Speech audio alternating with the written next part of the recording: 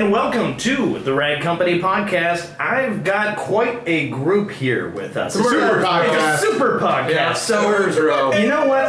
To make it simple, I'm just going to go around the horn. Each person introduce yourself, your name, your title, and what you're doing here. How about that? So I'm going to start with, to my left, I've got Anthony. Yeah, hey guys. yeah, well, you guys know me. I think maybe you guys don't know me, but whatever. So you guys know that I do a lot of the media marketing for the Rag Company. So I am here, and to my left is some guy. Let's just pass him. No. Okay, to my left. All right, who do I have? This is my first podcast. I've never done one, especially the Rag Company. Kidding. Dylan von Kleist, marketing manager for RUPES USA. Happy to be here again on another Rag Company. My first Rag Company super podcast, though. Pretty awesome. Hey. Because, you know why it's super? Because we got a guy to my left.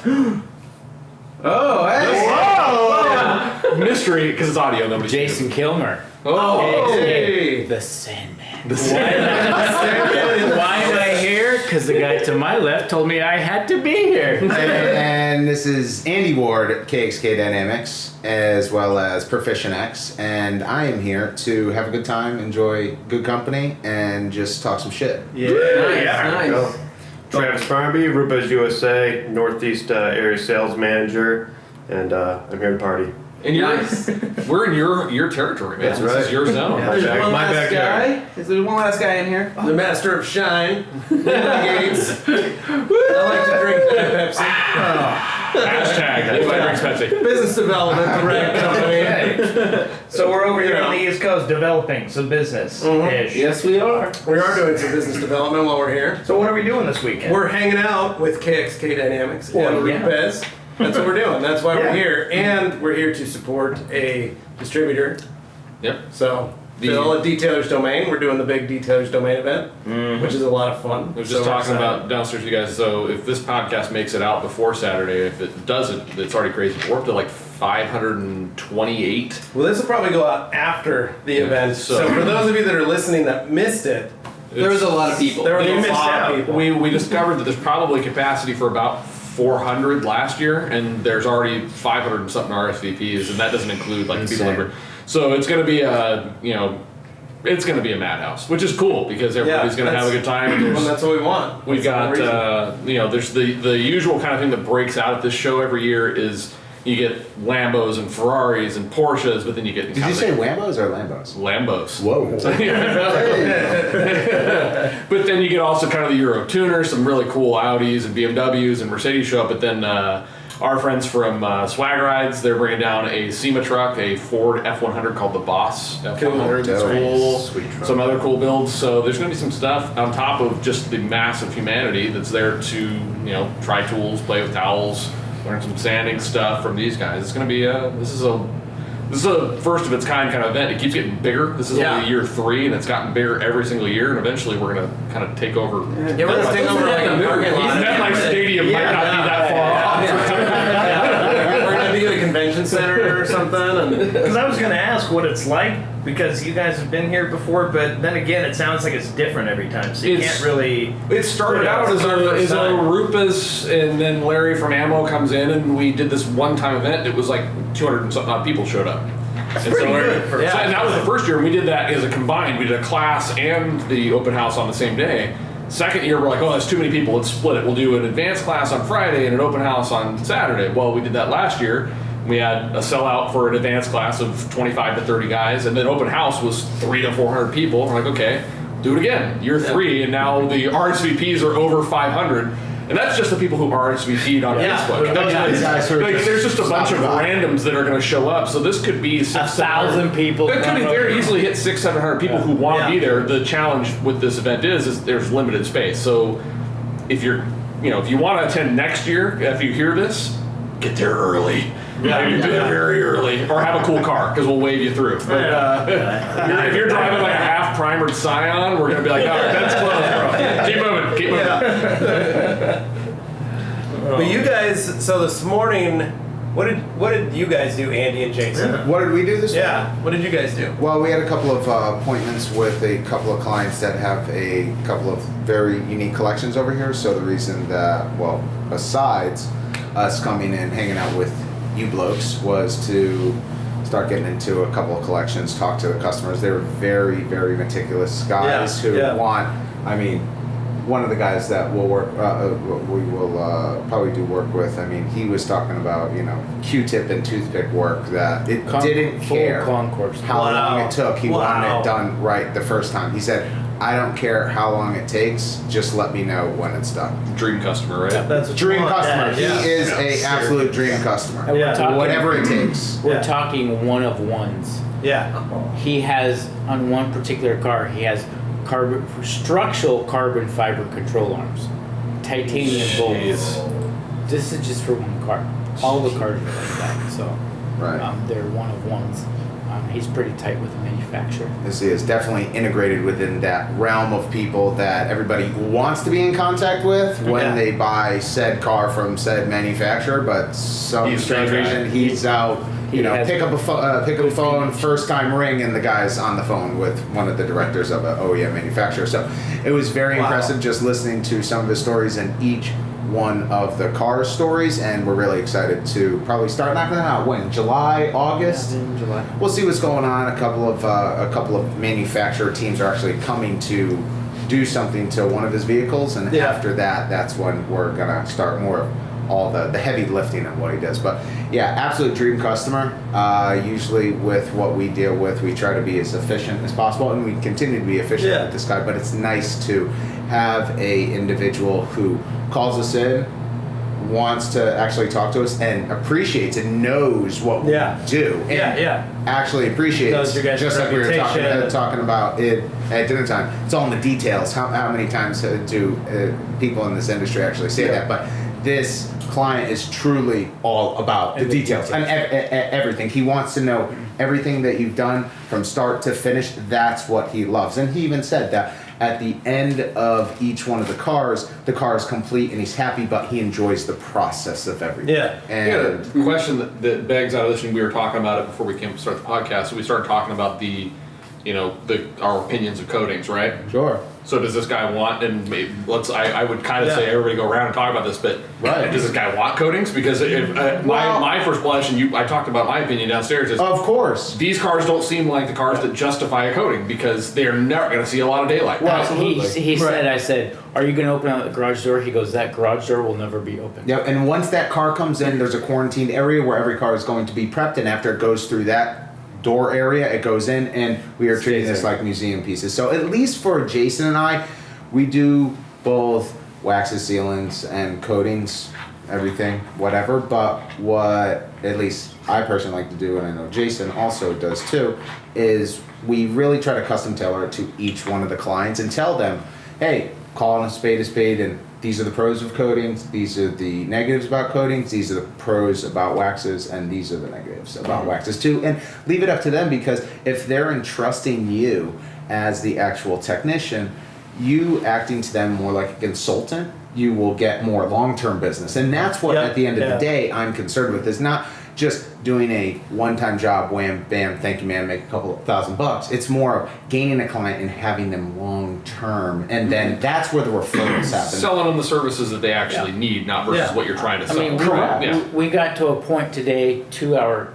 chat with this gentleman, and he goes, okay. There was a certain point in the conversation, and you do this long enough, you talk to higher-end customers, you just let them talk.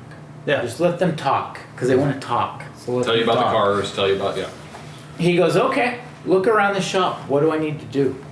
I said, well, we need to add some lights. He goes, okay, let's add some lights. And his contractor was there working on it. And he goes, yeah, we can add those. He goes, do you want us to tear these down? I mean, probably $5,000-$10,000 lights he just put up. He goes, well, I'll tear them down right now.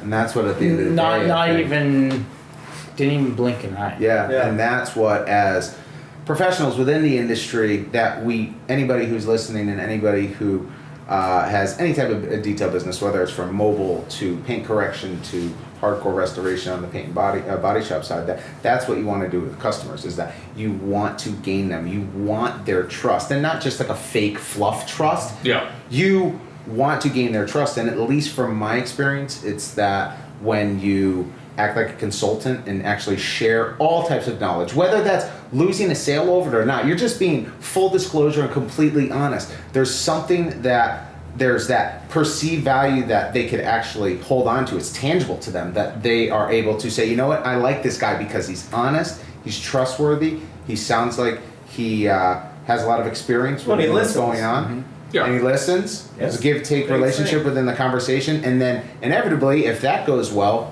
match with your skills, you're going to get referred out from those people. And from one of my experiences, that all of these bigger guys that Jason and I are fortunately enough to be doing work with, they all know one another. Yeah. And so one collector refers to another, You're another. in that network at that point. Yeah. And myself and Jason, even though I have a pretty good stance within the space on social media platforms like Instagram, I'm solely referral at this point. Where I honestly, Well, this don't dude do a lot was of not retail. finding you on Instagram. Yeah, right. This guy was not like, he's like, scrolling. No. You know what? I should book a detail with this guy. Sure. That's not you. You're No, right. and you make a good point, and I try and coach guys on this regularly, and there's kind of a line somewhere that exists, right? And so you have if you're going to classify customers by income or the type of cars they have by value or whatever, there is the sales that are kind of based on the time you're going to spend on the car and the product you're going to deliver, right? Then at the high end, where you're talking about right now, it's more about they're paying for your expertise. Mm-hmm. They're paying for, it's like going to, sure, if you have a problem with your feet and you're going to go to a surgeon, you can go to almost any hospital and they can fix your feet. But if you pay top dollar, you're going to get the best orthopedic surgeon for your feet, right? Mm-hmm. Because he's the expert. You're not going to him because the surgery is any different. You're going to him because he's going to do the surgery the right way. Right. Detailers need to treat themselves that way at that upper echelon level, where it is a guy who has a collection like this, anybody can come in and clean them. Let's be honest. Yeah, Detailing has become so paint by numbers for a number of guys that you can come in and not screw it up to a certain degree and make it better than it was. What separates, not to be elitist, the yous and me's and us's of the world from kind of the lower level is that you're going in with the expectation that you're trying to consult and give the guy the option whether he buys or not, right? Of course. I'm going to educate you on this is why I want to do these things and this is what's best for this car and I know this car inside and out. Sure. That's what they're paying for, and that's to what you're saying. That's the perfect way to sell it. You're going, this is what I would do if this was my car. And a lot of the guys with that are at the 1% of the 1% that they're used to dealing with individuals that are used to basically either taking advantage of them or seeing that as like a gravy train. Yeah. That they're used to seeing that and they're able to pick that out. So if anything, if you treat them like a normal human being and talk to them and agree with them on what you agree with and disagree with them politely with what they're saying, if you disagree with them, they respect that because they're so used to people either kissing their ass or trying to take advantage of them and going in there. And if this guy says, I want the ultimate, and we sell him $15,000 on every single one of the cars, that's what he's looking for. But if we say, okay, we're going in there, we're going to treat it and dissect it car by car and give the car exactly what it needs. Only for the specific to car. maximize its value, right? Correct. Ultimately, that's the goal. That's what, and they appreciate that. Yeah. Significantly. And it, like you're saying, it boils right down to just being open and honest with them. Because there's too many guys in this industry that will do that and go, Payday. Cool, ultimate for every single car, this is what we're doing, it's going to be $15,000. Yeah. And maybe that car in that one of those cars in that collections is just a one step. Yeah, you got a 250 Lusso sitting there that's already been corrected that never left the garage. Yeah. It needs to be dusted. $15,000. It doesn't need to be a $15,000 correction job, Like, right? Wait, I just paid $15,000. Exactly. I gotta do it again? Yeah, and it's that gravy train. It's those guys that they'll see that. They'll notice and go, yeah, I call BS on that. It doesn't need that much. Well, what were you know? saying, Travis, downstairs about the guy with the yachts? It was like you were just cleaning them, right? He didn't need like full polishing. He just needed somebody to tidy it up, right? Yeah, and going back to the coatings thing, I think it's all about going back to that consultative approach. It doesn't matter if this is your $150, $250 in and out guy or this is your $5,000 coating guy. It's all about being realistic with what the expectations are. And of course, every customer is going to be different, but with coatings, again, there's a lot of misinformation and misrepresentations out there of what these coatings actually do, and it's not a one-size-fits-all type thing. You I need want it. my Ferrari F40 to be nuclear bomb proof. Well, okay, well, I have a coating for that. Well, sir. exactly. I think a lot of people sell on that, and that's how they market their personal detailing brand. And that's obviously not the right way to go. I think there's a place for coatings. There's a place for higher end concourse waxes. There's a place for there's a spot for everything. But really, you just got to ask the correct questions and make sure you're doing the right thing for that. Digging into that, I mean, to that point. So if it's a car that never sees the light of day, it's a display piece. Or maybe it's driven once a year, goes for a lap around the property. Because I mean, if you got a 250 Lusso, you got property, and it comes back and it gets parked. The benefits from having a coating applied to that car are nil, in my opinion. Because it's never outside long enough to ever need the protection that coating is going to provide. So you've sold your customer a product, and sure, it's going to do what it's supposed to do. It's going to protect the car. But is it doing anything that a wax couldn't do? Yeah. Probably not, right? Or even a spray wax. Or spray wax, because it's just never going to see it. And there's some... there's a large contingent in the industry right now that's just coat the world, coat everything. I don't care what it is. It's a minivan, coat it. It's a museum car, coat it. It's wrong because you don't need to coat everything, and there are some drawbacks to doing that. I coat everything. I coat my air conditioning unit. I coat my air compressor. I coat my cell phone. I coat my glasses. Definitely code coated Anthony's our boxers. stage. because- I coated our backdrop at work. I coated We a just lot. write But that there's off a- as his own insanity. There is a negative to this though, because But, then yeah, I keep you're going right. back to that 250 Lusso because I love a 250. The cars are amazing, right? But if you take a 250 Lusso and that's got, let's say it has original paint, or it's a really good Right. old Yeah, restoration, yeah. and it's a single stage paint car, you've now applied a coating on the top. You've changed that car chemically to a Yeah. degree, right? Yep. Because it's never going to see enough exposure to rid itself of that coating. Because that coating is now riding on top of something very historic and important. Well, and that's even in those restorations and that kind of stuff. Like there's certain times you can't do that to the paint. Well, Like the car's worth more with what it has on it. Well, and here's a good point. We just talked about a certain 37 that you're going to have in a booth at SEMA. I did that car. Yeah. I would never put a coating on the car. Yeah. Never. Ever, ever. It would steal a little something from it, right? Yeah. It's just Well, it would steal it, and there's something to be said about after resprays, even though it was properly done to the 10th power. Chemically, I don't think it would be a good thing for that paint job. Yeah. Meaning that it could do some adverse effects that we can never get back. Right. And I'm not trying to hate on guys that are selling coatings. I mean, get your money. We again talking about this before we started the podcast was, God, I could only dream about the money the guys are getting now. Absolutely, for and I think correction that's coating what jobs, some right? of these guys are kind of, their minds are getting cloudy for. And just like you said, we're not saying that if your clients are asking for coatings, okay, if you don't give it to them, they're going to go somewhere else. But more so, do what's best for the customer, whether that's coat their car, wax their car, one step, full correction, or a combination of all of those. Yeah. But don't get lost in this trend of just, if a car needs to Coat be the corrected, world. and just Yeah. coat and coat and coat and coat and coat, because necessarily that's not the best for the customer, Yeah. nor even comes with a budget. But let's break it down to brass tacks when it comes to, okay, where the evolution of this industry has gone, where that the same types of services before coatings came out, I mean, high dollar tickets like we were discussing downstairs, $300, $400, $500. Now we're talking about those basically transitioning with a quote unquote coating of whatever said hardness. Yeah, is the process any different? Right. Is that for now, that topical agent that is applied to the car, now those same individuals within the industry are gaining $3,000, $4,000, $5,000 for that. So when there's newcomers coming into the industry, it's very difficult for them to do what we're actually sort of advising to do, because, I mean, we all have bills, we all have to pay them, and when it comes down to it, it's difficult to go to that temptation. Yeah, well, at the end of the day, if you are doing what the customer asks, let's say you do get that collection guy who hears about coatings and he wants you to come in, he's got 10 cars and he wants them all coated. If you go in there from that consultative approach and you say, yes, I can coat these if you want to. Yep. But, you know what? Does that car ever come outside? That 250 Lusso over in the corner? No. God, that's worth way too much money. I don't drive that. Well, we don't need to coat that. How about this? What we will do is let's coat your cars that you do drive. So what do you drive? Oh, I drive the 911 GT Thrill. We need to coat that. If it's outside, I'll need to coat that. What about your wife's car? That Escalade outside. Let's coat that. Let's coat these. Let's coat this. You will endear yourself so much to that customer by talking them out of spending extra money. Of course. That they will spend more money elsewhere for you.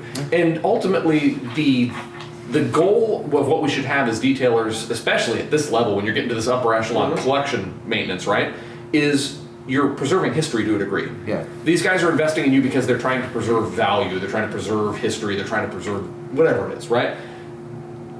You need to be a curator of a museum to it. Yeah, Well, technically, exactly. yeah. And to that point, this customer we talked today who said, "What are you gonna do with the cars?"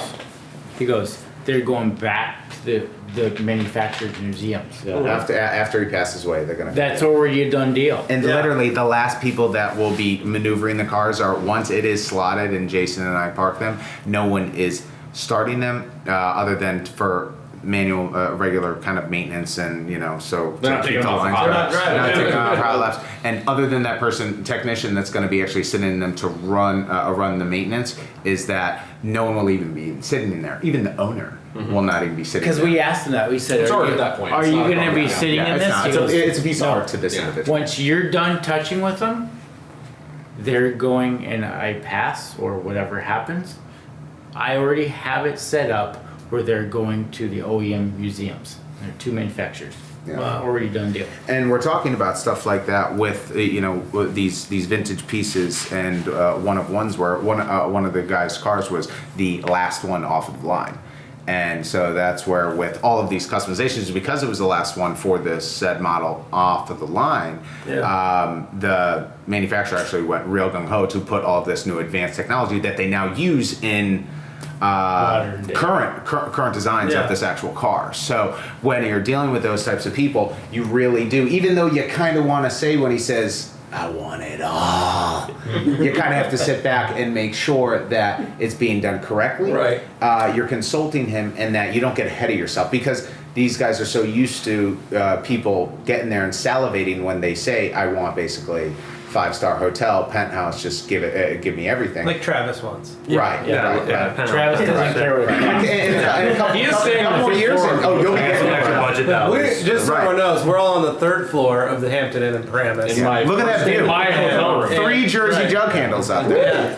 Yeah. And Travis is on the 5th floor. It just makes sense. Yeah. But I think when we go back and look at what we're talking about, most of the people that are going to be listening to this podcast aren't going to be working on one-of-one Yeah. vehicles, where it's going to make sense looking at the car and knowing the owner. It's not going to necessarily be a light bulb moment like, you don't need a coating, this thing's not going to get driven. Most people listening to this are probably going to be working on people with more daily drivers. So one thing in my old shop I would always ask, they say, "I want this coated." Okay, well, Why? Why do you want this coated? Well, I don't want it to ever scratch. Okay. I Look at that. That's definitely not gonna It's happen. like, all right, well, you got a Rolling my 5-year guarantee, and well, then you'll be good. And then it was like, well, you need to understand that it could still scratch it very, if you need Very to likely still will. use the proper maintenance techniques. The ease of maintenance is going to be what's going to do it for you. The protection from the UV and the bird bombs. That's obviously Some of the the right important thing. aspects, But you're not putting a diamond coating on this outside of this vehicle that's going to be impenetrable to everything. So What? yeah, and that shot like with the amount of stuff that you see on Facebook and Instagram, and there's so many manufacturers of these different products, and some are worse in describing what their products actually do and don't do. It's just that comes down to asking the questions. Yeah, asking well- the questions when it's not obvious that one. Is your coating Bic lighter proof? Just kidding. Yeah. So no, but you make a good point, because it's the same. The opposite is true, right? Somebody wants a coating on a car that in a collection that doesn't need it, but you may be talking to that guy who daily drives a car that he really cares about, and I want to wax. That's the guy you need to go the opposite way. You need to tell him, hey, a coating would There's make a more bit- sense for you. yeah. It's a little bit more of investment now, but I don't have to be out here as often to maintain it. It's going to be way easier to clean. So I guess the whole summary of what we're saying is, sell the customer what's best for them, not what's best for your bottom line. What they need. Yeah, exactly. Sell what they need. I'm not telling people be bad at business and sell yourself out of things, but at some point you have to if you want to maintain a relationship, like you're saying with these customers, Of course. you want to do right by them, because if you screw them once, you're not going to hear from them Well, it all again, and comes they're down to not going to simple refer business people, right? practices, And it's not where ethical. People do business with people that they trust, and that you're not going to make money with people unless they want to give you money. Yeah. Mm-hmm. People that like you and doing business with them, that's how you get paid. If that one person that you tried to do some Sharpie sales tactic, and they might use you once, but that's the last thing and a one and done. You're not going to, out of that same customer that if you treated him right and gave him what he needed, okay, you made $2,000 off of that one customer, but then maybe over the course of the 5 years, if you treated him correctly, you would have made $10,000 off of that same Right, 5 year exactly. period. Yeah, even for the long term or the and- short term, right? And it even goes down to just like so many people are so afraid to sell coating because they're worried that they're never going to get that business back. Of course. It's all a maintenance that- package. but it goes back to if you're good to your customer, They will come back. they'll come back for other stuff. I had a customer who had his little collection was of 10 cars. Okay. And he brought in his first car for us to do was his 96 Lexus LS 400. Whew, collector's item. And that was his first, that was his daily driver. Yeah. And he's like, I need you guys to detail this. And I was like, all right, cool. And we did it. And he was like, so I've got like 10 other cars that are in really good shape, but I want you to do those. And I was like, okay. And instantly in my head, I'm like, oh, he's looking for a discount. Like we've all heard, Oh, yeah. I got like 10 cars to detail. If you give me this one for this Yeah, one, I'm we've going all to bring heard you that like these one 10. many times. Right? So I'm like, Do this one for free. so I'm like, all right, well, what do you got? And he starts naming off his cars in his collection. I was like, that's a pretty eclectic mix. Like, that sounds really great. And he goes, you should come over to my house. And I was like, all right, when do you want to do that? He's like, follow me over right now. We just finished detailing his car. And I was like, all right. Took a few minutes, told my guys, I'll be back. Came back over to his house.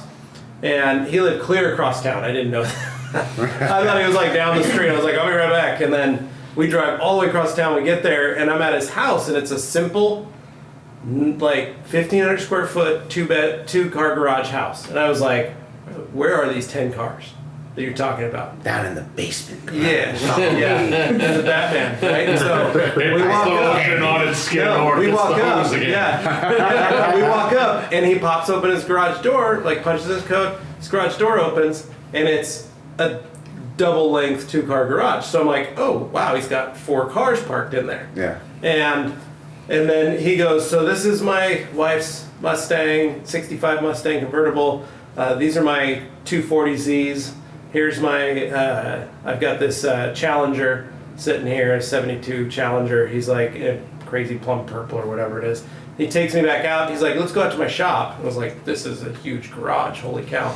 We go to his shop, and he's got 3 lifts in the back, and he's got 6 more cars sitting back there. And he's got a 54 Lincoln Capri. He's got like some 80s Mercury or 80s Mercedes. He's got a 60s Cougar. He's got just random, just simple stuff. Each one's not too bad.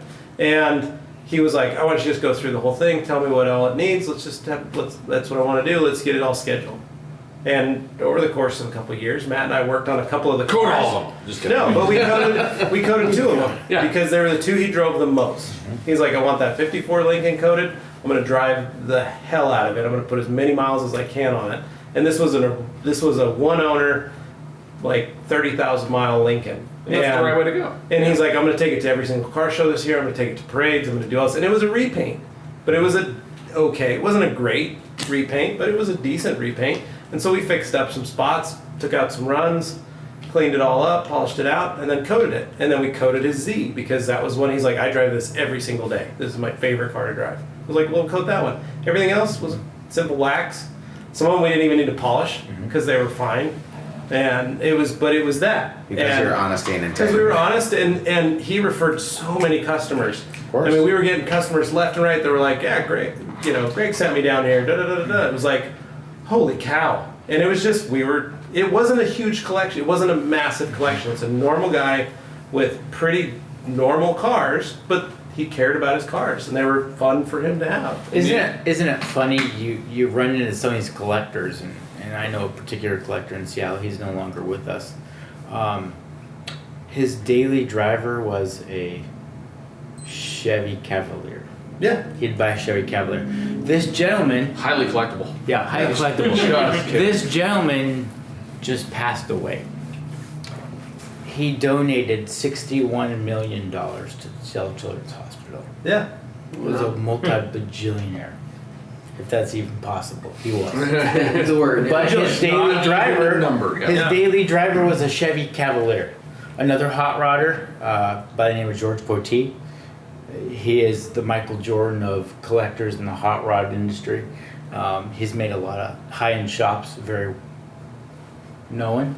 I was told that he loves Chevy HHRs. He has like 40 of them. He's like the one guy. Yeah, he bought all of them. Yeah. Todd Helm drove a Chevy HHR It's a too. trailblazer, Yeah. ladies and gentlemen, with a different body on it. So, but you never Yeah, you don't know. You never know what kind of customer you have. Yeah. A lot of these high-end guys that have hundreds of millions of dollars and possibly even more in the billions and this are guy- very low-key. This guy he was a real estate agent and just sold $500,000, $1 million homes. That's all he did. And I added him on Facebook and then started watching. I was like, oh yeah, no, this guy's got money, but he lives very modestly. His house wasn't this monster, mansion. It was very modest looking from the front till you got to the back and you're like, oh my gosh, it's massive. But yeah, driving a 99 Lexus with some clear coat failure on the roof. It's your honesty and integrity in the sales position that you're in. It's one of the few things that it takes forever to build, and can be gone In a second. in an instant. Yep. You compromise that once, you can wipe out. I don't care if you've been in business for 20 years. Yep. You get dishonest in that sales process to one guy. 10 years of history is wiped out as fast as it took you to And build it. But it will take you another decade to build it back. It can be built so slowly and And erased so quickly. It's very easy to do. Yeah. Very easy to do. It's wild. You were talking about earlier how we shouldn't be scared to sell coatings to customers as well because you're scared that they won't come back. Well, that goes back to that honesty and integrity thing. What's best for their because if you're telling them the realistic expectations, this is still going to require maintenance. It's going to require careful maintenance. That's why, every 3-6 months, bring it back to me. I'll be able to take care of it properly. So you're going to maintain this investment of X hundreds, thousands of dollars that you just spent. Yeah. So again, another way of just being honest will actually earn you money. Yeah, don't be a one and done. I mean, that's Being in it for the long haul. guys. not for- not We're all for the, detailers at our core, right? Some of us have moved on to other positions, but we're at our core. We're all think like detailers in this group, and you're building a relationship. You're a service based business, right? This is not a one and done. You're not selling durable goods. They're gonna buy another car. They're gonna. I don't care if they're a collector and they might add more to the collection, or they're just gonna sell their old pickup and buy a new pickup. You have to build a relationship. You're in the relationship building business. Yeah, right? most people with these daily drivers now in this day and age, I mean, they keep them with all these screaming deal leases. They keep them for 3 years anyways, and they Well, jump in. what's I think the industry average ownership right now is 3.2 years, and that's average for everybody. And leases are more prolific. And we talked about recently in a podcast about the Ride sharing and ride share, and then also the subscription programs. Volvo, Porsche, and Cadillac now have subscription programs, like an iPhone. That every year you can turn in your pay a Cadillac and get the new one. fee and get. So you have no loyalty to that car whatsoever. It's an extended rental car. So exactly, Basically, that's basically what it is. And so You pay $500 none of a those month guys to are going to be drive willing to buy a Cadillac. coating. So if this subscription idea takes off, and you're trying to sell 3-year protection to a guy who's only going to own it for a year, you're in the wrong effing business, bro. Yeah. You need to be in the I'll keep it clean and shiny business. Yeah. For that guy, I mean, sure, there's plenty of people who still own a car for 3, 4, 5, 6, 7, 10 years, sure.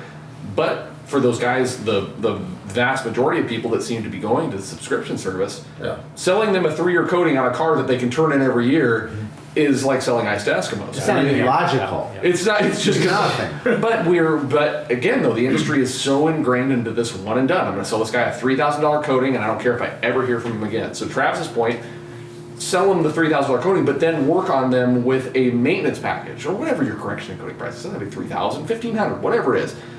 Establish a relationship so that you are then, and again, going back to that point of consulting again. Be their expert. I got a guy. Be the guy. No, and that's what I tried to do with all my customers. I wanted them, even if they were going to replace their tires. You want to be that guy. I wanted them to call me. Because I'm that my guy. tires. Yeah. Yeah. Like, where do I need to buy a tire? My car needs new tires. Where do I buy? I'm like, I just polish your cars. I don't know what you're talking about. Like, but you're the car guy. I was to them. That's what you want. You want them to think of you for everything that has to do with your car.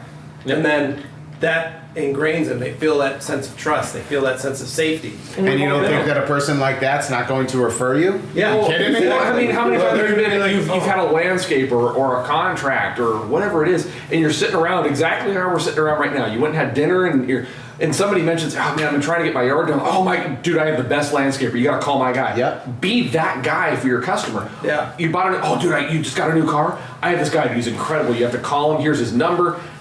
You don't see those referrals directly. You don't hear those conversations happening. But if you think about how you interact with your friends and acquaintances about things that are unrelated to detailing, be that guy for every one of your customers as a detailer. But in the same token, we saw another customer today. He goes, I have a guy. That's great. A guy. I have him do this and this and this. But you're my guy, or Andy's my guy, or you two are my guys for this. For a different thing. Right. Yeah. But And that's fine. Yeah. That's perfectly Just fine. be their expert for an area of their car. Yeah. And you can build that relationship with the customer, and to your, like you were saying, like they called you about tires. That's fine. And you go, well, I don't sell tires. Here's where I buy my tires. But when you get them, I have this product. I can throw I them have a tires guy. and make them look perfect. But I would. I'd give them to my guy. I have a guy. You have a guy. Everybody Life has is a all guy. about relationships, right? There's nothing in this world that isn't about everything's word of mouth. Detailing is a word of mouth business. The guys who do best with word of mouth are the ones that succeed. Anthony's got a collection. He works on. He's got a guy too? Yeah. He's a guy for a guy. Are you a guy?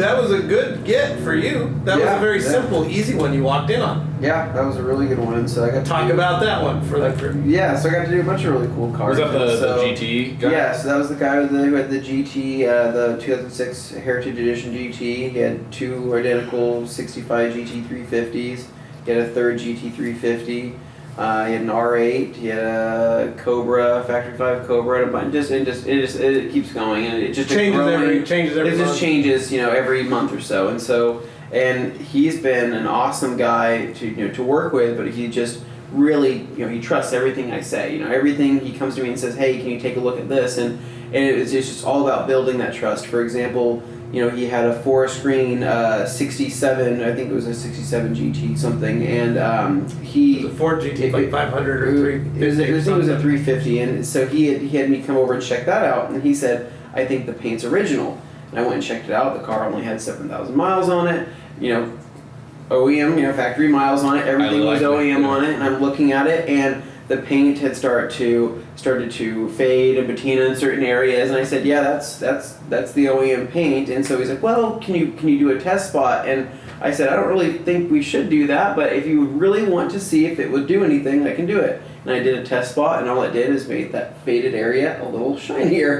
And so I said, you know what? I don't think it's worth it. I think it's gonna be worth a lot more if you just kept it how it is. And I didn't touch it. And I don't, this is something that I shouldn't do anything. He's like, well, do you think I should spray some of the stuff that you gave me on it, or do anything At like that that? point, they want to spend money with you. So Yeah, they're like, oh, Give me some way to give you money. Come on. So I told him, I can, clean it up. I can wipe it down for you and just make sure that it's clean, and I can take the dust off and make sure it's clean. And he was like, oh, that'd be great. So I did that in 5 minutes. I didn't charge him anything for it. I just said, no, let me just clean this up for you. I mean, it was already scratched and swirled in certain areas. I'm like, well, I'm not going to make it But any worse. it's only somebody said to me it's only original once. Right? Yeah. And so you can't, if you polish it and ruin it, you've erased a piece of history. And it was interesting for me, and it was a kind of an eye-opening moment. And I used to go to Barrett-Jackson in Scottsdale every year. So you got Barrett-Jackson going on there. You have RM, you have Bonhams. All the big auction houses are in Scottsdale, Arizona for that week. Coup de grace. Yeah, and so my favorite one to always go to was RM, because RM kind of curates a collection. There's a certain number of cars, and that's all they're selling. It's not this nonstop parade of cars. Barrett-Jackson's fun, but RM's like,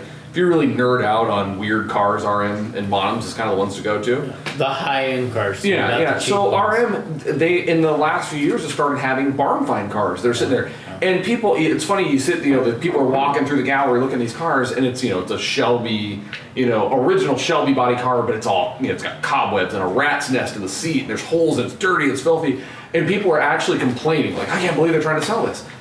There's people who don't know, and the collectors know. And you go, that car was parked at some point in a barn and lived there, and this is how it came out, and we're not going to touch it.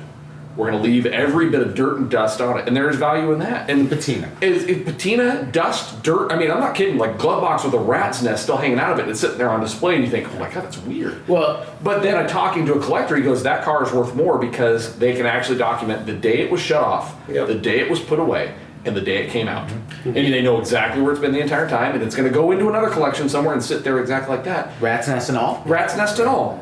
And the interesting part Well, is there's for babies this, in that nest. who knows, God? Who knows, right? The car came with free rats, so it was like a bonus. Yeah. But the interesting part of that is, as detailers, we're very averse to this idea of like, oh God, leave a car dirty. But there's an interesting aspect to the history of that car, because if you look at kind of the running history of it, it was put away decades ago in a farm somewhere. It didn't move. So even the dust that's on that car is old. So it's counterintuitive to look at a collector and go, nope, we're not going to clean your car. Well, let's go off of that tip where you said, oh, the detailers are like, oh, it's just dirty, it's dirty, it's dirty. Well, let's get onto that tip which we were talking about today, is when's enough for a driver? Right? We see these guys on any of the social media portals talking about doing on daily drivers, that we all know what happens on daily drivers, right? And treating them like museum pieces. Yeah. 30, 40, 50, 60 hours. Daily drivers that are, okay, anywhere between 2015 to 2017. I personally, if they are a it's 2006 insane. Hyundai Elantra, I totally and fully understand why. Well, they it's a need to keep rare, really- it's a rare, vehicle. very high horsepower car. Well, especially in silver. there's no left. I mean, What about I saw it's a that. Sonata, though? well, I mean, the Sonata isn't quite as nice as the Elantra. The Elantra was the one the collectors really It was went for. real lighter, a lot quicker, you know, a little more precise handling, some would say. So I Yeah. totally understand putting the. But no, 60 you're right though. hours. Yeah, why put 5 stages of compounding, 4 stages of polishing, and then a coating on top of a car that really the owner was like, I'm going to sell this thing in like 3 weeks anyway. Exactly. Or Piece of yeah, junk. or they just drive it to work and park it in the parking garage. It and is the it's just gonna get shiniest piece of dinged crap the in this heck out parking of lot. it. Like, I mean, my thing for me when my wife and I bought our car, I just used everything. I was like, I'm gonna keep this car so clean because it's brand new. It's our first new car. We had just got married. I hate to that say last? it, that Didn't last. my wife drove it and she parked it in a parking lot and it got dings all the time and I couldn't stop it. And it was one of those things where I was like, all right, I'm just gonna clean it and I'm gonna keep her happy. That's it. Yeah. And then I got her another car and same thing. Door dings happen. We have kids. They start eating in it. They start spilling stuff. And all I can do is keep it clean and keep it as nice as I possibly can. But it's always going to be Without driving yourself without crazy. driving myself crazy. Because realistically, I'm a detailer, but I'm also a dad with 2 kids and a wife that I have to like clean up Kids after. know you can't eat it, and I don't care if you're hungry. The no. car's clean. Yeah. I'm not going to be that guy. And realistic, there's only one show that goes to that particular arena, and I happen to be really good at that show. Yeah, It's called yeah. Detroit Autorama. Yeah. Yeah. That's the You're only. not taking the Elantra to Pebble, No, are you? no, not to, well, maybe like Yeah. in like maybe 5 years. Okay, It's worth I mean, a little more. Yeah. Yeah. You when they go- open up the Hyundai Elantra Classic. Then we'll talk. You want to have Jason come down? Exactly. Andy's Yeah. coming down. We're We're going to taking put it some apart. hours into it. That's it. Holy Start cow. from 6. Yeah, Go honestly, on up. If you think about it, so I mean, if you thought about numbers recently, and you think about cars that are actually in Pebble, not Yeah. to completely change gears on you guys, but what's the newest era car you're thinking is in Pebble? Like, I mean, you're getting into I've seen 70s, and there's even been a few 80s have stuck in there, right? Yeah, it depends on what What it class is, they're right? doing there that Well, year. but let's think about what that. So let's cut 20 off, years from now. Let's cut it off at 60s, Yeah, okay? yeah. So it's Which 50, is about right. 60 years from now, right? So think back from 2018, 50, 60 years. Go forward a little bit and think of the cars that are going to end up at Concourse. I know. Yeah. It's a little weird. Yeah, it And is. eventually, It is eventually strange. the 87 IROC ends up at Concourse. Yeah. Well, And there's wild bullets and a lot of Ted Nugent playing, got 6 and the miles. stuffy people are totally uncomfortable, and they're giving out awards that have like a Bud Light can in them. It's Yeah. really weird. And these T-tops actually don't let water in the interior. 15 points. Like, This one's got a car phone in it, a wired car phone. Yeah. And that brings up another point. Good guys Car Association has brought up to 87. Yeah. So Holy now crap, they're I didn't know like, And my first car was an 87 Camaro, and the by the way, Joe. C10s and the Monte Carlos and Yeah, that those makes cars. sense. Yeah, all those I mean, you're you can going to get get in a now. lot of garbage. Yeah. But I mean, Grand you're going to get Nationals those and all cars that too. stuff. Yeah. Yeah. We actually Holy saw a Grand National on the bridge nice. today on our way into the city. Was it on the road or was it? It was really- driving and it was clean. It was It had a actually set of decent, Krager yeah. bags on it. It was Yeah. looking. It was Wow. strong. We were talking about how the big money that Grand Nationals are taking right now. Well, there's Well, our yeah. good friend in Oklahoma. Did two barnyard just two Grand barnyard Nationals. Grand Nationals. Those are restored them. I bought one very badly. Yeah. But it is, the only reason I bring it up is we kind of were bashing on the Hyundai, kind of joking, ha ha ha. What? There is a We are? point. That's a joke. I thought we were. Everybody's talking how cool. 99% of the people in this room who Everybody but Levi is back. But there is a point in time where these cars that we kind of laugh at, like, haha, now, there's a potential where it could be something. But Yeah, it's the weirdest you may thing. come across, you'd be surprised. You find these guys who park these cars that you think are kind of like, no way. And for me, the one that I wanted really bad in high school, I wanted a 96 Chevy Impala. In 96, because that was the only year where they had the floor shifter. Yeah. It wasn't on the column anymore, right? And I wanted a 96, so I graduated in 98, so it was 2 years old when I graduated high school.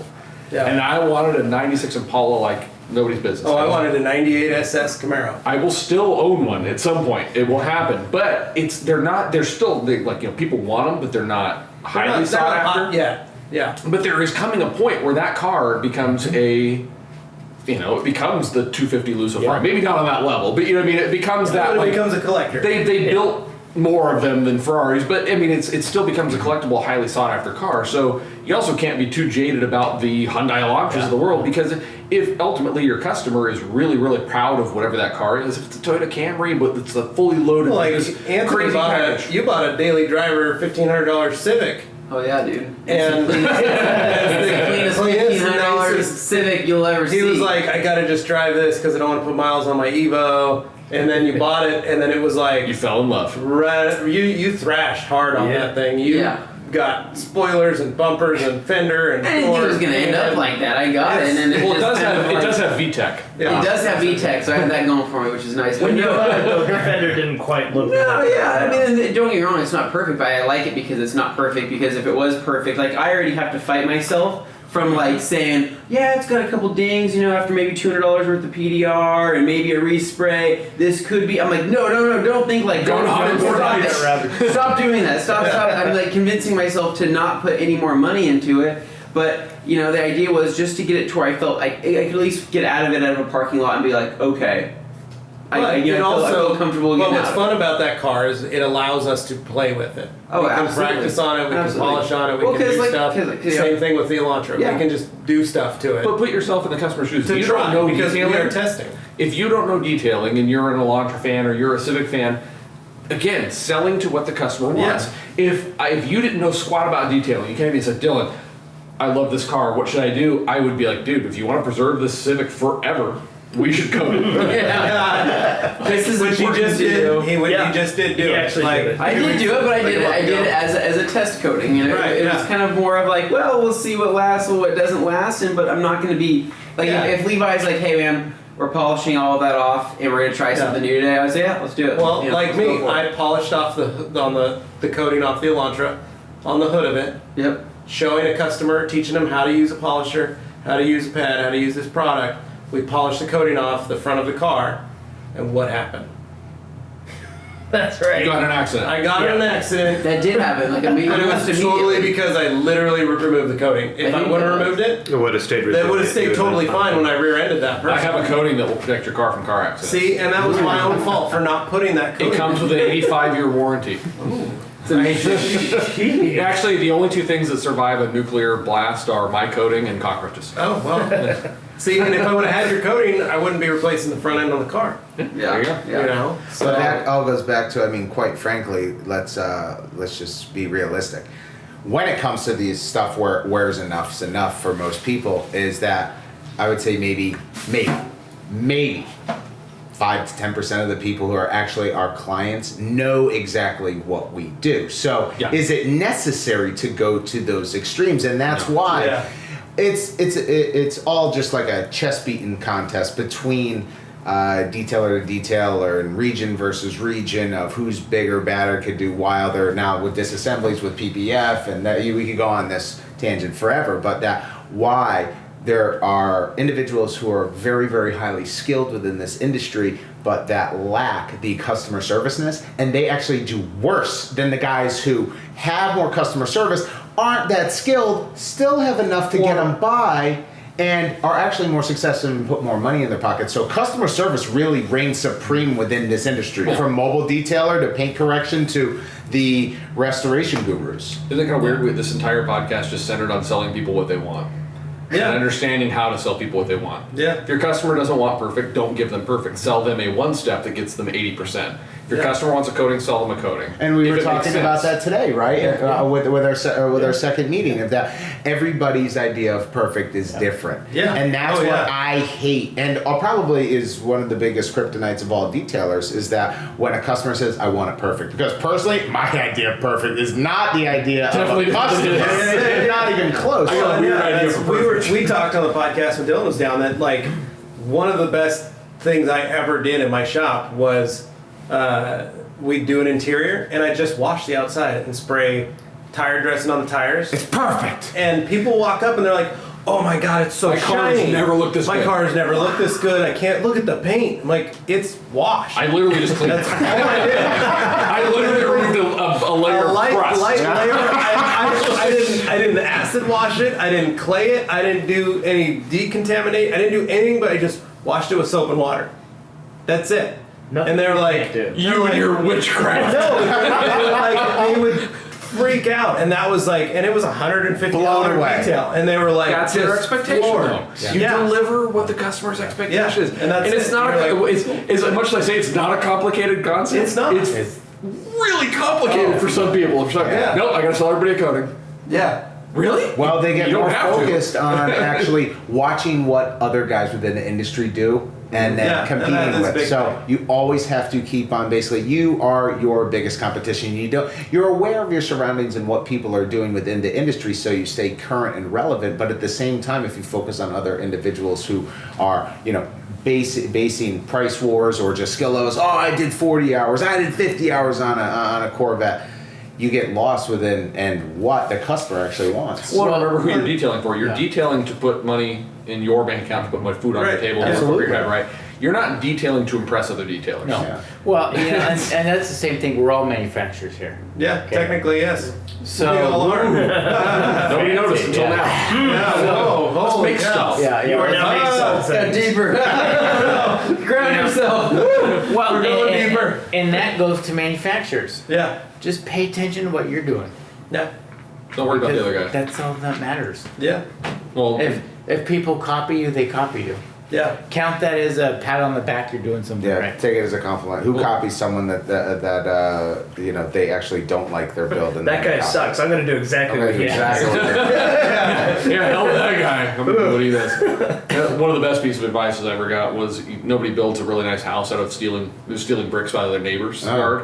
I mean, like, you can't tear somebody else down to make yourself better. So it comes back to that worry about your own business kind Yeah. of thing, right? Build your own business up. Don't worry about what that guy's doing. It's good to be aware. To Andy's point, yeah, you should be aware of what other guys are doing because maybe they have stumbled onto something that would be beneficial to you. Well, and it's But like, it shouldn't be a compare and contrast and figure out how to beat them. It's that's interesting. I've never tried that. I should do that too. I get fielded questions all the time. Is I'm detailing. I just opened my shop and I found out there's 3 other detailers within a block of me. What do I do? Go over there, introduce Go over yourself. and introduce yourself and say hi. Try and to work become together and friends build with them. together. Yeah. Because There's it way doesn't- more cars than all 3 of you can Yeah, do together. every in that single city. one of you has a different set of clientele and customer base. Yep. So find out who they are, meet them, become friends with them, and don't worry about it. Don't And be then you can adversarial. refer to each other Like when you're when you're follow busy, they'll send you work. You send them work. When they're busy, they'll send you work. Like, Well, it's- and you might even collaborate on a project. exactly. Well, Yeah. and if anybody took any time to do any research on their market, like you said, we'll use your example of 3 guys in your market. The sheer number of vehicles in any one Oh, city. yeah. If there's 3 dudes in your market, if all 3 of you are booked solid for the next 3 years, you have not touched every car in that city. Exactly. Cars outnumber human beings at such a rate Yeah. at this point that it's just, don't be greedy. I mean, there's more than enough business Yeah, I do around. 1,500. When there's 25 other detailers in your city and they're all doing the same level of work you are and the same clientele, then you have a right Yeah. to picky. When I But had at my this shop, point, But then We're you'd be so living on diversified, Mars. yeah. Yeah, when I was doing my shop, I did 1,500 cars a year, and the guy across the street maybe would do 60. The other guy down the street would do 500. Yeah. And they all had their niche, And right? they all had their niche, and they all made what money they made. But what was different between your shop compared to theirs, given the 1,500 to 60 to 500, which is quite drastic? Mostly mine was just accounts. I do more dealer work, All wholesale work. wholesale work, because I wasn't opposed to it. Where one guy wouldn't even touch dealer work, And there's a lot of Because money in that's just wholesale what- if you Yeah, do it right. correct. Yeah. Different business model. which was fine. And then another guy would do kind of a mix of both, and he was good. No, we just literally You know? talked about this when I was in Boise, that it was the quantity versus quality argument. And, do you do a lot of cars for a little bit of money or a few cars for a lot of money, right? Yeah. Those two things can coexist in the same market. yeah. And if And you I- are and I not hear- if you're not the quality guy and you want to be the quantity guy, there's no shame in that. It makes it even better too, because you got that quantity guy. Yeah, you the can one throw that the business quality to each guy other. doesn't want to deal with, Yeah. doesn't have to Yeah. field You the guys phone can work calls for together. the Yeah. $100 in and outs. Well, Well, and it was easy because I always had, like, my shop was big enough and I had enough employees that I could give younger detailers the chance to just do dealer work and just build their skills. And I could teach them on stuff. I could bring in stuff for when I was doing my higher end stuff and go, all right, here's what we're going to do. This is how we're going to do this. And they could practice. Or we could pull a dealer car and let's wet sand a hood. Yeah. Well, Let's you know, just you make it better. Like, You said look sanding and you triggered Yeah. him. I know. Yeah, turn it on. Like, you know, $150 detail. Let's say that's just on the outside. Yeah. What can I do? The very best I can do for $150. Exactly. So if you look at it from that level, is that hack It's like an detailing? inch by an inch square. Yeah. There you go. Yeah. He's Like like, what Jason That's can spot. do. he's like, That's and he's like, That spot is concourse ready. yeah. Don't let him judge the rest of the car. But I mean, what can you do for $150? I guarantee you, I can go around the car at least once. Yeah. Yeah, you could use a one-step Yeah. compound, Yeah. a very Yeah. simple pad. You can Yeah. clean Yeah, that we thing. do a wash, clay, and wax. Yep. Yeah. And believe it or not, when That you was guys it. are doing this Quality. wholesale work and averaging what would you say would be appropriate for the wholesale as of right now? Across Market the country? dependent. I've 50 to seen- depends on the 75 area. per Yeah. hour, depending on It was what's about going 50. on. My for shop was wholesale- 50 for an hour. wholesale. Yeah, I'd say Yeah. your upper echelon guys are probably just a tick over $100 an hour, and your lowers maybe Yeah. about 50, 55 Yeah, an we were hour. 50 an Right. hour is what Yeah. we did Then in you got our a couple shop. hours into it. Cool, but they at least know because of however they're structuring their systems within their business model that they're making a set amount of dollars of revenue for each one of the hours that they work. Other than, let's go back to the 30, 40, 50 hours. Oh yeah, I banged out a 50 hour correction. All right, how much you get paid? Oh, $1,500. Okay, well that person who you were just, you're talking smack about that does Actually make more money an hour. 350 makes more money an hour. Congratulations, you're making $6 an hour. A janitor can make. Well, and then do a translator and just That's goes, what we would do. I made less money. No, I made less And the money. guy across from me, he was that guy. Yeah. Yeah. But he would go even cheaper. Yeah. He was like, I spent 42 hours on this detail. Yeah. And I was like, sweet, what'd you charge him? He's like, $500. Good job. And I'm like, $42. You could have made more money panhandling on the yeah. internet. And I was like, cool. And then he's like, but I'm a different detailer than you. I'm like, you're right, you are. You're intelligent. Totally great. Yep. We did 50 cars this week, and we did them all for $150. And all my guys are, they've got houses and mortgages and car payments, and they're all happy. Like, I harp that's on it cool. quite a And you're bit. enjoying it. That's fine too, man. I'm good. I harp on it quite a bit. We did in the No, quite podcast, and right. I'm a big proponent of production work. I think it's the larger potential market. It right? makes the world go round. There's more. Yeah. There's more production. Keeps When I you call busy. production, your wash and wax type business. There's Yeah. more of that than there is Lamborghinis, right? And where we all are, where we have seasons, Yeah. it's like you have to have work to keep. But the in beauty, winter. the beauty of that is when you're dealing with the high-end collector, the expectation is perfect. And the good thing is those guys will pay whatever it takes to get to this level. I want perfect as a finish line. There's a defining line where that guy has it's perfect. It's flat. It's perfect. There's no defects in it.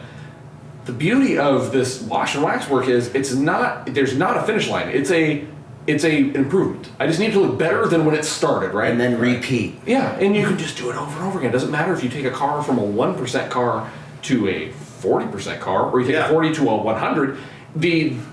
All they're paying you for is Make how it much better. time did you put in and make it better from where it was. Yep. There's value in it, and so when you're structuring your business, there's value in both ends of this. You can do collections, you can do high end, you can do concourse work. It's technically, I believe, it's harder work.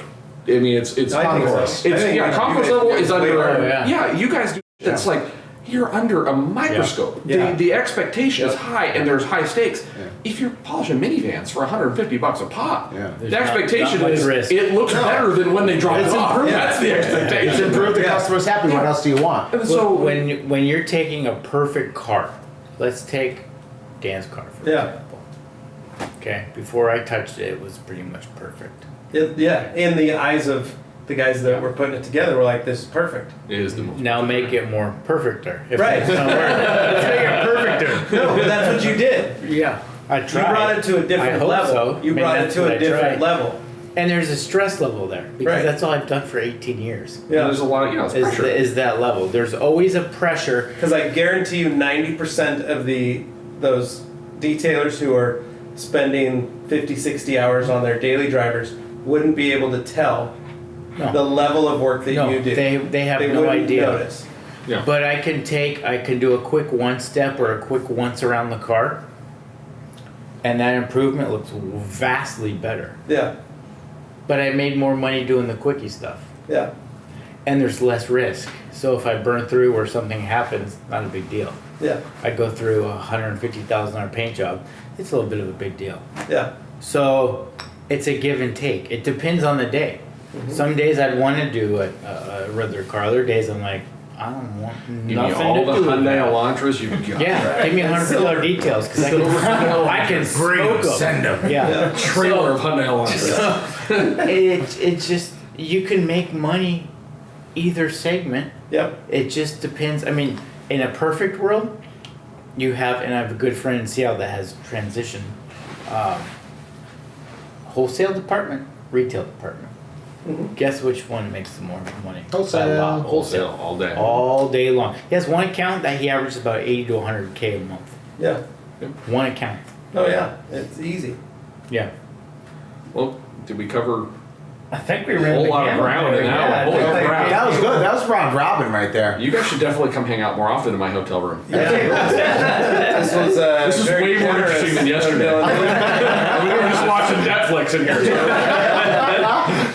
Dylan's like, I was watching Things the up. Transformers for some reason. I don't know why. No, I think we really covered a lot there, and it's always fascinating to hear different people's opinions, especially when we get new folks on the show and stuff. It's always fun. To, Always a pleasure. Thank you. Super Yeah, podcast. yeah, for a super podcast. Turbo coming out of the We don't have real air horns. Maybe Tim will add one, right? Yeah. Okay, yeah. So, Hint to Tim. at any rate, thank you so much for coming here just for this podcast, guys. We really appreciate that. Thank can you, go Dylan, home for now. letting us do this But, in your room. See you later. Yeah. I'm going to bed. Get the jump handles. out. I guess we have to leave Dylan's room now so he can do whatever he does. I'm getting naked.